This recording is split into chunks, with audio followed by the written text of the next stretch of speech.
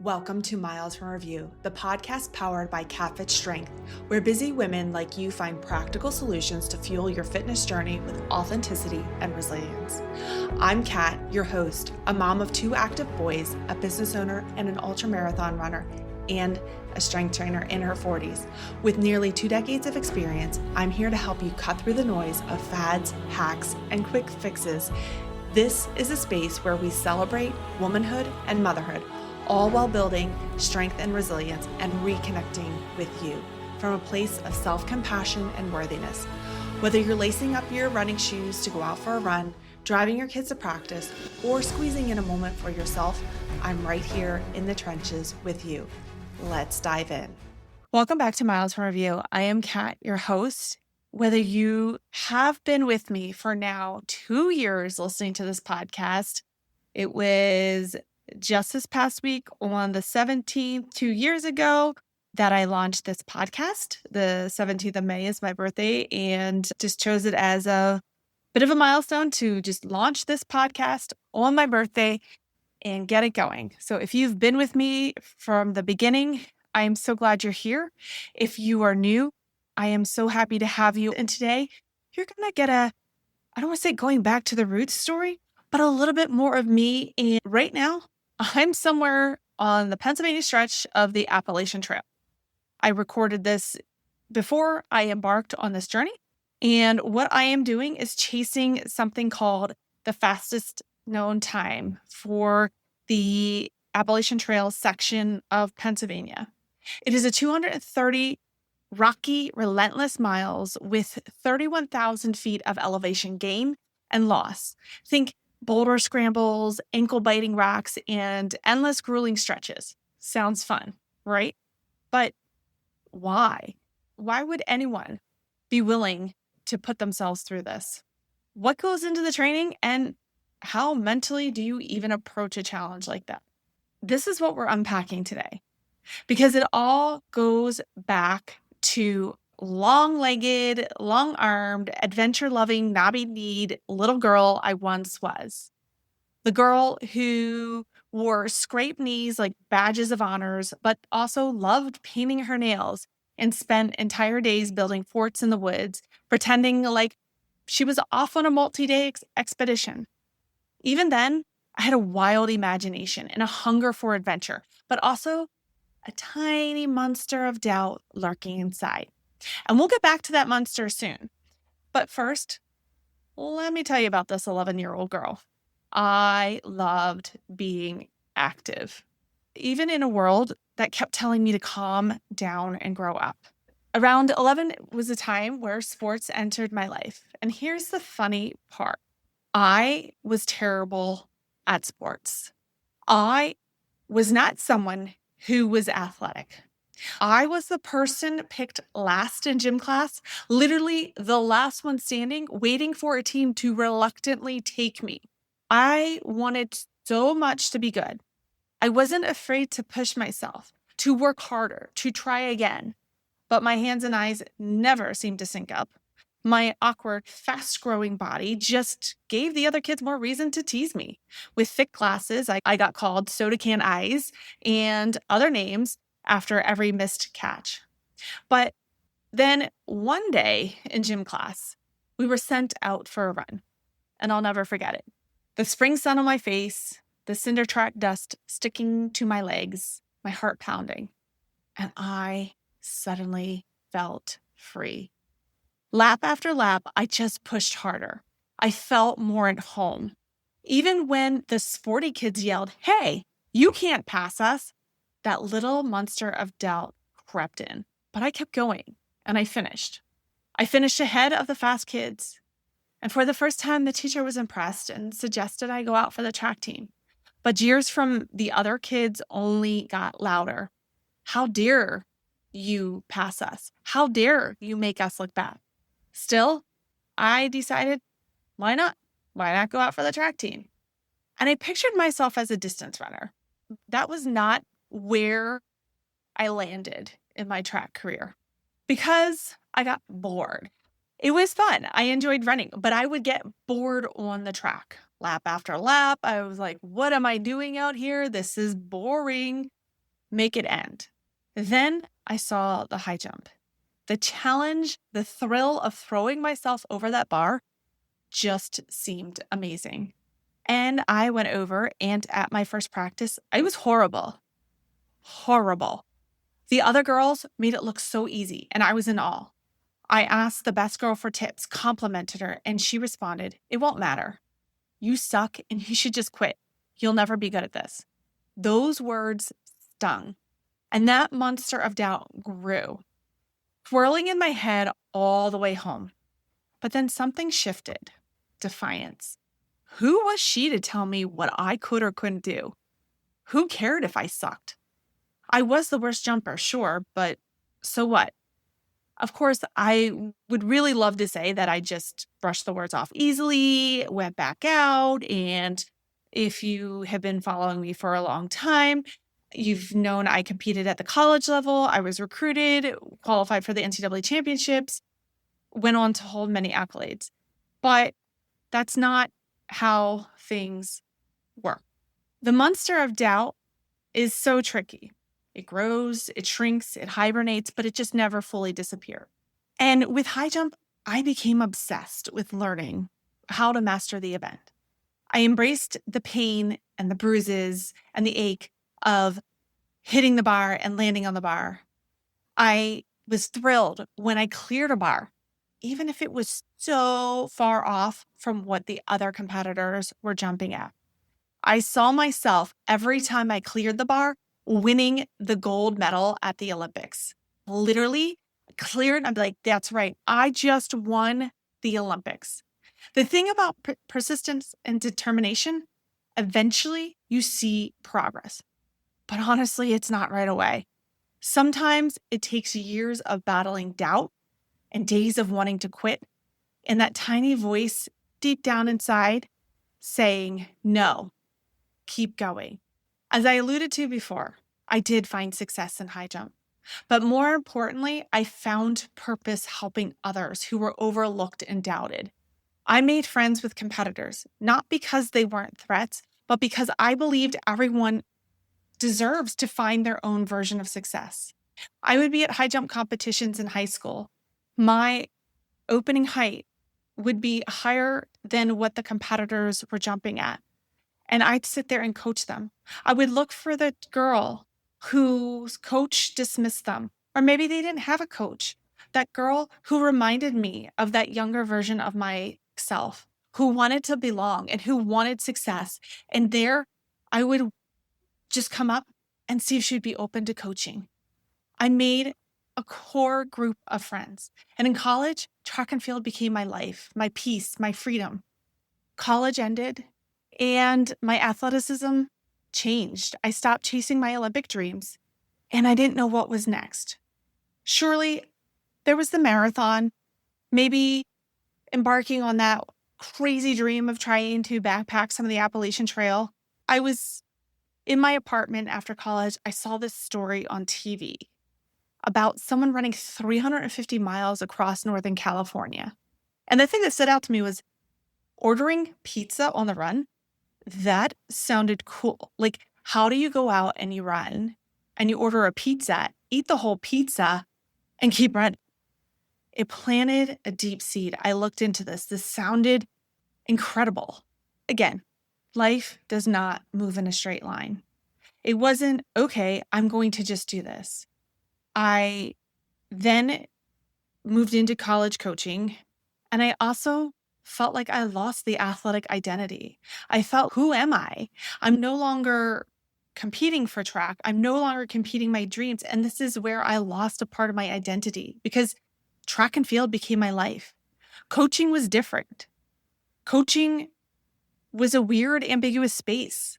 I was coaching with peers who remembered me from my athletic days, and I refused to live in the glory days. But yet at the same point, my training had no anchor for the first time in my life. And that's where I got caught up in diet culture, restricting calories, and my body image plummeted. Exercise became punishment, not joy, not freedom. And then coupled with that in my own life, I was with my husband, and the idea of starting a family sounded horrible because I dreaded the F word, becoming fat. Pregnancy was defined in my mind based on societal terms, was that if you got pregnant, you would lose your body and you would become fat.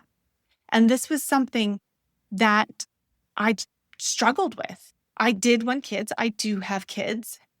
And I needed to find some peace with my body in order to go with that. My first pregnancy, I struggled with body image.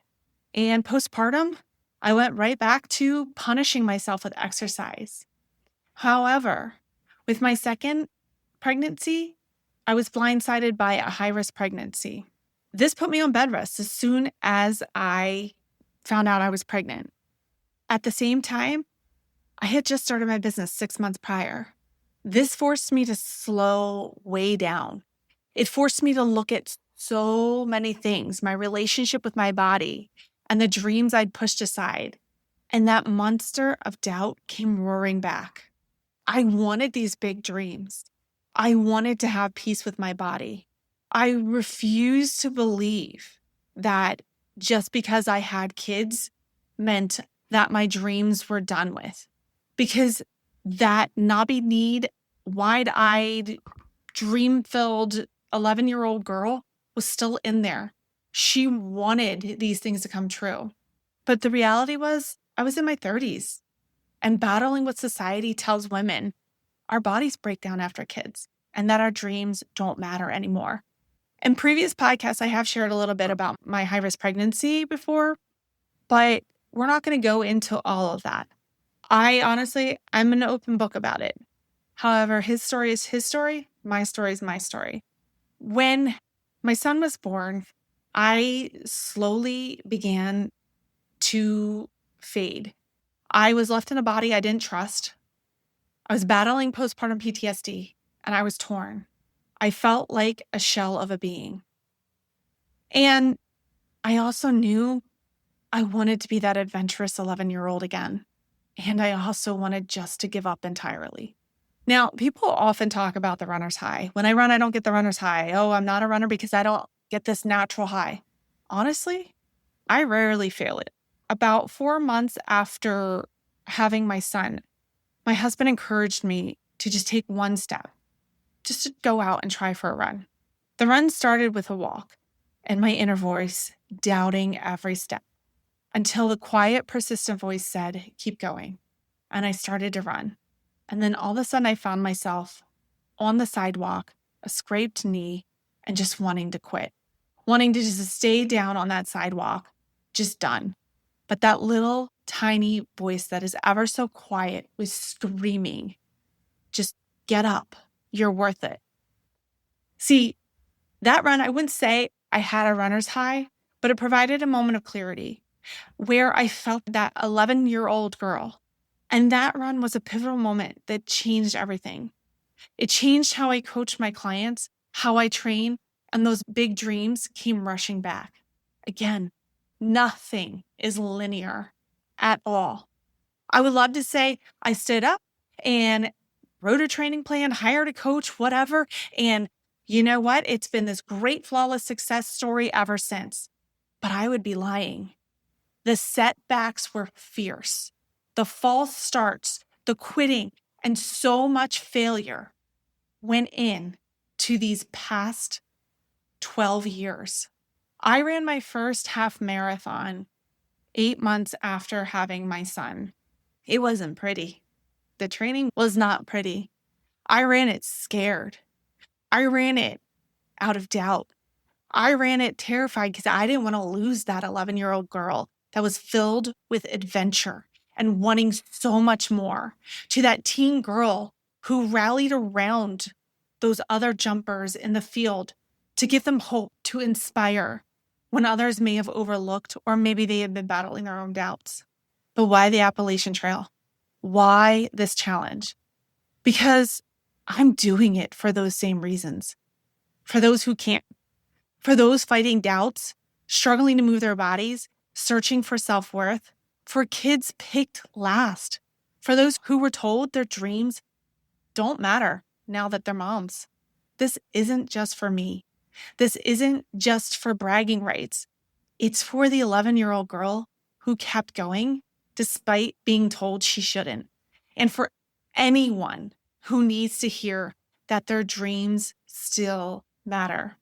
Training for an ultra marathon is tough, not just physically, but logistically. It's not just about logging miles. It's about weaving those miles into life that's already bursting at the seams. I am a mom of 2 active boys in sports and band, and a partner who works, travels, trains. I run a business. I train clients. I write, produce, and edit this podcast, among so many other things. I'm not sharing this because my 24 hours are supreme, but giving a glimpse to pull back that curtain that these 24 hours that I have are full, and squeezing an extra 8 to 12 plus hours a week of running, strength, and mobility is an absolute puzzle. Finding time is hard, but I use the same strategies I coach my clients on. I do not aim for perfection. Instead, I work in ranges. My strength training is progressive. My runs are carefully mapped out. In my life, my real messy, beautiful life is so a part of the training too. There are many days when my feet hit the floor at 5 a.m. and I do not stop moving until my head hits the pillow at 10:15 p.m. It's a constant dance between training, coaching clients, back-end business work, strength training, shuttling kids to activities, making meals, and somehow keeping up with the house. It's full. Surviving this training with all that is thrown at me is actually what builds my mental resilience. Out on the trail, it's all about taking the next step, tuning into how I'm feeling, knowing when to push, when to pull back. The same skills I practice every day. When I want to quit, I ask myself, will I be okay with this in 2 hours or tomorrow? The answer is almost always no. I wouldn't be okay with giving up. But I want to be real here. Training for and completing an ultramarathon isn't about an at all costs mentality. It's about honoring my health, my well-being, and not risking it all for the finish line. So right now, I'm somewhere out there on the Pennsylvania section of the Appalachian Trail. My goal is to reach the Maryland state line, but every step along this journey is a victory, a celebration of what's possible. And I want to turn it back to you listening right now, wherever you are. Maybe you're driving. Maybe you're out on a run. Maybe you're just trying to make it through a regular day. And I want you to pause for a moment and get honest with yourself. What is the thing you keep telling yourself you'll do when life calms down, or when you're ready, or when you finally feel like you belong? Where do you hear that little monster of doubt whispering? Who are you to try?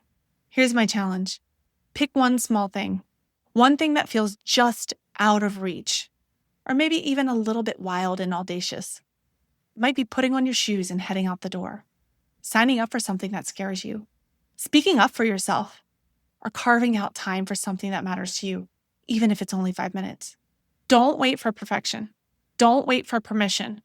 Progress is built from those messy, imperfect steps. Every time you choose to try, you quiet that monster of doubt and build a little bit more belief in yourself. So what's your next step?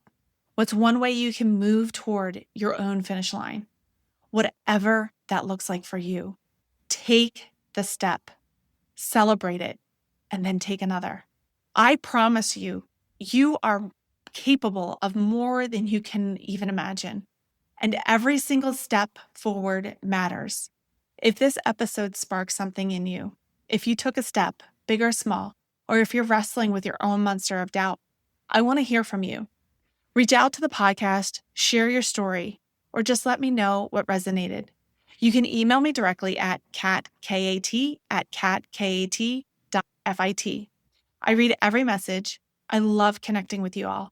Remember, you're not alone in this journey. We're in this together, one imperfect, powerful step at a time. Thank you for tuning in to Miles from Review, powered by KatFit Strength.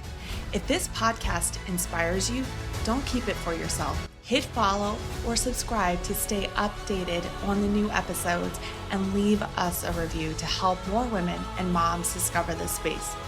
Your feedback fuels this podcast, and I'd love to hear what's working for you or what topics you want to dive into next.